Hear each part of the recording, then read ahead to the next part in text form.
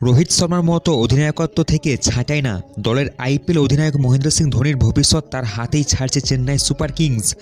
রোহিতকে Mumbai Indians অধিনায়ক পদ থেকে সরিয়ে দিয়েছে, কিন্তু নিজের দলের অধিনায়কের ব্যাপারে সেই পথে হাঁটতে নারাজ সিএসকে।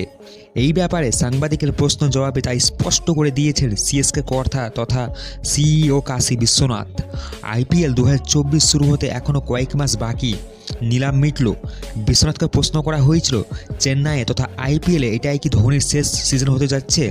জবাবে বিশ্বনাথ বলল, এই ব্যাপারে অধিনায়কই আপনাদের সরাসরি জানতে পারবেন। তিনি কি করতে যাচ্ছেন সেই ব্যাপারে তিনি আমাদের সঙ্গে আলোচনা করে না।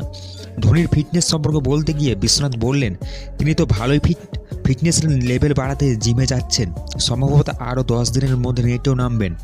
চলতি বছরের শুরুতে চেন্নাই সুপার কিংসকে তাদের পঞ্চম আইপিএল পাইয়ে দেওয়ার পর ধোনি জুনে মুম্বাই এক হাসপাতালে সফলভাবে বাম হাঁটুতে অস্ত্রোপচার করিয়েছেন। সেসব না ঢুকে বিশ্বনাথ জানান যে সিএসকের প্রস্তুতি আগামী বছরের মার্চের প্রথম সপ্তাহে চেন্নাইতে শুরু হবে। আমরা মার্চের প্রথম সপ্তাহে কোথাও একটি ক্যাম্প করার কথা ভাবছি। আইপিএল 22 মার্চ শুরু হওয়ার কথা, প্রথম সপ্তাহে চেন্নাইতে আমাদের প্রথম ক্যাম্প হবে। আগামী বছর লোকসভা নির্বাচন, আইপিএল অন্য কোনো দেশে হতে পারে এমনটা শোনা যাচ্ছে। সেই ব্যাপারে সিএসকে কর্তার প্রশ্ন করা হলো, তিনি বললেন, এ নিয়ে আমি এখনও কিছু জানি না, ফ্র্যাঞ্চাইজিদের এখনও কিছু জানানো হয়নি। নিলামের সময় যেটুকু বলছে তা হলো ভারতের খেলার জন্য প্রস্তুত থাকতে, এমনটা শুনতে পেয়েছি। কিছু ম্যাচ অন্য দেশে হবে কি না জানি না। সমাপ্ত হলো নিলাম। সিএসকে 6 খেলোয়াড় বেছেছে, শার্দুল ঠাকুর, রচিন রবীন্দ্র, ড্যারিল মিচেল, সামি রিজভি, মুস্তাফিজুর রহমান এবং অবনীশ রাও আরভেলি।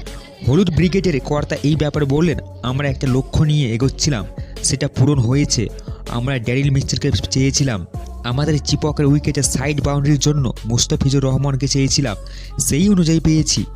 আমাদের আশঙ্কা ছিল পাবো কি না, কিন্তু শেষ পর্যন্ত চেয়েছিলাম সবই পেয়েছি। সম্ভবত এবারটাই আমাদের সবচেয়ে ভালো নিলাম হয়ে গেল।